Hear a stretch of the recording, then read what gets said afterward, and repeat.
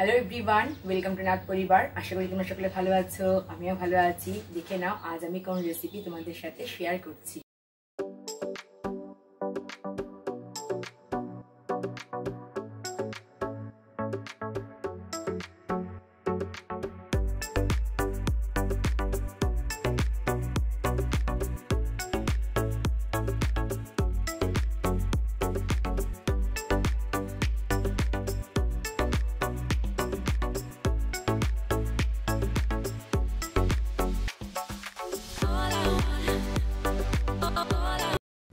বাড়ির রান্না বা বাড়ির মতো করে রান্না এখনকার জেনারেশনে অনেকেই পছন্দ করে না, তো তাদের জন্যই আজকের এই রেসিপি।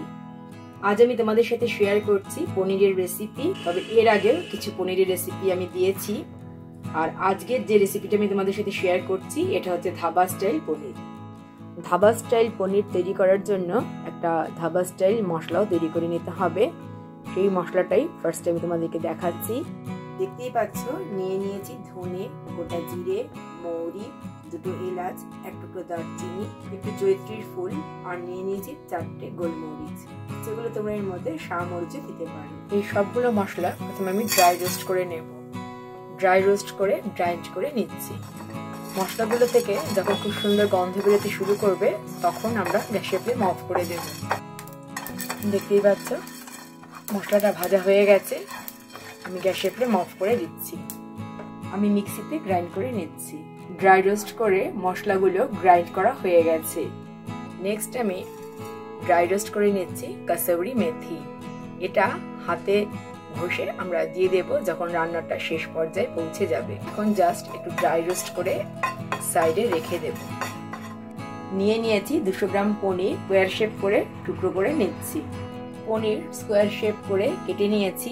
এবার এটা আমি নিয়ে নিচ্ছি একটা বাটির মধ্যে। বাটির মধ্যে পনিরের টুকরোগুলো নিয়ে নেওয়ার পরে এর মধ্যে প্রথমে আমি দিয়ে দেব লাল লঙ্কার গুঁড়ো। ঝালটা তোমরা দেবে নিজেদের টেস্ট অনুযায়ী। দিয়ে দিচ্ছি হলুদ গুঁড়ো, দিয়ে দেব গরম মশলার গুঁড়ো, দিচ্ছি টেস্ট অনুযায়ী নুন, আর দিচ্ছি আদা রসুন বাটা। এই সমস্ত কিছু দিয়ে খুব ভালো করে পনিরটা আমি মেখে নেব। ম্যারিনেট করে আমি রেখে দেব 30 মিনিট। এই পাচ্ছে খুব ভালো করে পনিরটা মাখা হয়ে গেছে। এবার এটা এক সাইডে রেখে দিচ্ছি। 30 মিনিট ম্যারিনেশন করার পরে আমি কড়াই বসিয়ে দিয়েছি গ্যাসের ফ্লেমে। দিয়ে দিচ্ছি এর মধ্যে বাটার, দিয়ে দিচ্ছি ম্যারিনেট করে রাখা পনির। 2 মিনিট মতো বাটার দিয়ে একটু নাড়াচাড়া করে নেব। গ্যাসের ফ্লেম থাকবে হাইতে। পনিরের টুকরোগুলো লাল করে ভাজার কোনো প্রয়োজন নেই, জাস্ট 2 মিনিট নাড়াচাড়া করে নিলেই হবে। পনিরের টুকরোগুলো 2 মিনিট ফ্রাই করে নেবার পরে আমি গ্যাসের ফ্লেম অফ করে দিচ্ছি, আর পনিরের টুকরোগুলো একটা অন্য বাটিতে নিয়ে নিচ্ছি। পনির তুলে রাখার পরে আমি কড়াইতে দিয়ে দিলাম 1 টেবিল স্পুন ঘি, দিয়ে দিচ্ছি অল্প একটু সাদা তেল। ফোড়নের জন্য এখানে আমি দিয়ে দিচ্ছি হাফ তেজপাতা, 2টো লবঙ্গ, একটা এলাচ, এলাচটা ফাটিয়ে নিয়েছি, 1 টুকরো দারচিনি, আর গোটা জিরে। ফোড়নটা খুব ভালো করে আমি ফ্রাই করে নেব। ফোড়ন থেকে যখন খুব সুন্দর গন্ধ বেরোতে শুরু করবে তখন বোঝা যাবে ফোড়নটা ফ্রাই করা হয়ে গেছে। এবার আমি এর মধ্যে দিয়ে দিচ্ছি পেঁয়াজ কুচি। আমি বেশ বড় সাইজের একটা পেঁয়াজ ফাইনলি চপড করে নিয়েছি। খুব ভালো করে পেঁয়াজ ভেজে নিতে হবে। ভালো করে ভাজা হয়ে গেলে, অর্থাৎ পেঁয়াজ যখন গোল্ডেন ব্রাউন ভাজা হয়ে আসবে তখন এর মধ্যে দিয়ে দেব তৈরি করে রাখা স্পেশাল ধাবা মশলা, আর এর সাথে দিয়ে দেব লাল লঙ্কার গুঁড়ো। আমি এখানে হাফ টিস্পুন দিলাম, আর দিয়ে দিচ্ছি হলুদ গুঁড়ো। হলুদ গুঁড়ো দিলাম হাফ টিস্পুন। এবার এই সব কিছু খুব ভালো করে মিক্সড আপ করে নেব, আর 2 থেকে 3 মিনিট এভাবে আমি কষিয়ে নেব। 2 মিনিট কষে নেবার পরে এর মধ্যে দিয়ে দিলাম টমেটো। টমেটো আমি কেটে নিয়েছি, ইচ্ছে করলে তোমরা টমেটো পেস্ট করেও দিতে পারো বা দিতে পারো tomato puree. 2 minute tomato puree দিয়ে নাড়াচাড়া করে নেবার পরে আমি এর মধ্যে দিয়ে দেব 1 টেবিল স্পুন টক দই। টক দই দিয়ে আবার খুব ভালো করে সমস্ত মশলা মিক্সড আপ করে নেব, আর 3 থেকে 4 মিনিট খুব ভালো করে কষিয়ে নিতে হবে। যখন মশলা থেকে তেল ছেড়ে দেবে তখন আমি এর মধ্যে দিয়ে দেব একটু গরম জল। আর দিয়ে দেব টেস্ট অনুযায়ী নুন, দিয়ে দেবো কয়েকটা কড়াইশুঁটি, তবে এটা সম্পূর্ণ অপশনাল, ইচ্ছে করলে তোমরা দিতে পারো, নাও দিতে পারো। ভালো করে মিক্সড আপ করে নেব,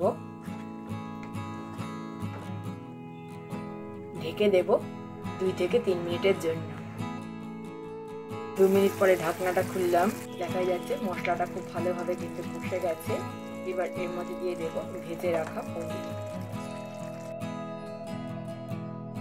দিয়ে দেওয়ার পরে পনিরটা খুব ভালো করে মিক্সড আপ করে নেব। দিয়ে দেব 2 কাঁচা লঙ্কা, ধনে পাতা, ভালো করে মিক্সড আপ করে নেব। আবারও ঢেকে দেব 2 মিনিটের জন্য। 2 মিনিট পরে ঢাকনাটা খুলছি।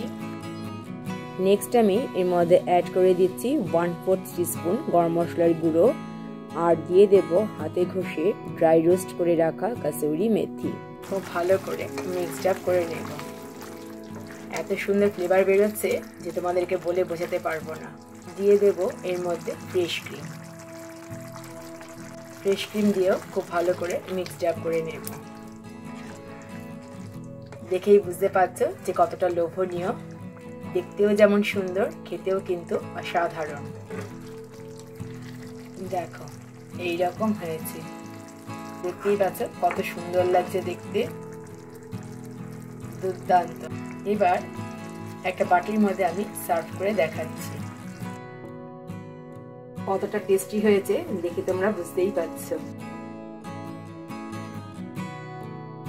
একটা বাটিতে আমি সার্ভ করে দিয়েছি ধাবা স্টাইল পনির।